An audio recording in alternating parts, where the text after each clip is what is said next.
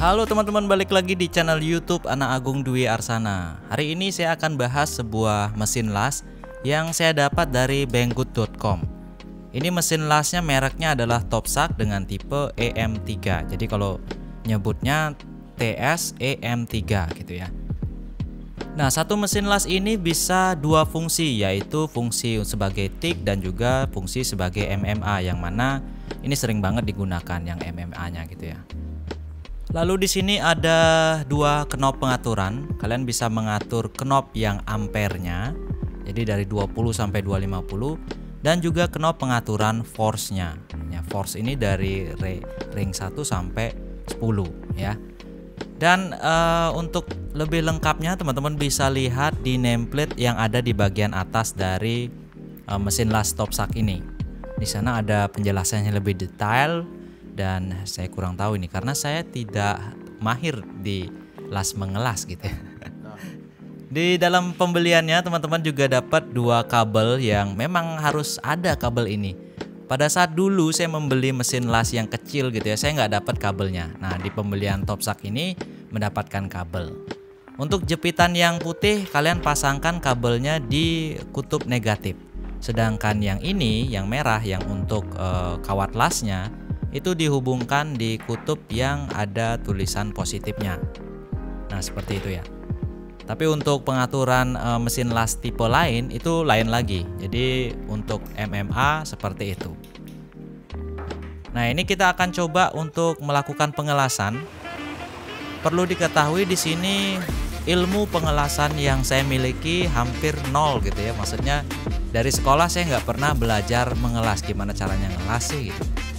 Cuma berbekal dari video-video yang ada di YouTube aja. Tapi dengan Topsak ini kayaknya pengaturannya simple ya.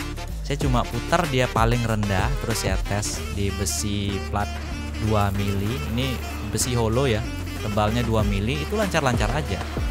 Nggak ada macet-macetnya.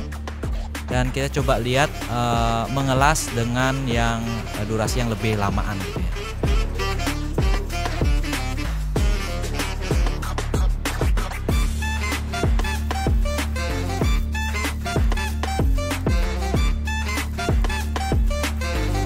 Jadi buat teman-teman yang mungkin baru nyoba-nyoba ngelas, pasti aja ada masalah macet di pertengahan atau macet kawat lasnya lengket di awal pengelasan gitu. Saya pun sering terjadi, saya pun sering mengalami hal seperti itu gitu ya.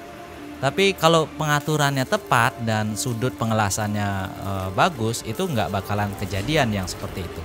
Dan perlu diperhatikan pada saat kita menempelkan kawat las itu nggak boleh gemeter. Nah, gemeternya itu yang bikin dia nempel sendirinya, akhirnya kita harus lepasin manual lagi, nempelin kawat lasnya lagi. Dan untuk hasil lasnya, saya katakan kemarin saya tes beberapa kali untuk mengelas roda, itu hasilnya lumayan bagus ya untuk saya yang pemula ini. Mungkin teman-teman yang sudah pernah mengelas bisa melihat hasilnya, hasil lasan saya gitu. Ini masih ngawur-ngawur teman-teman. Nah, kalau dilihat hasil las yang panjang tadi itu seperti ini teman-teman.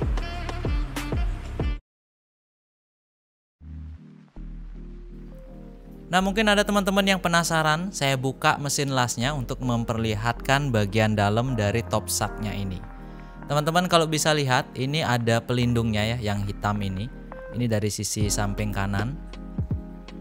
Ya, itu ada trafonya, dan kita lihat sisi depannya dan sisi samping kirinya, teman-teman bisa lihat.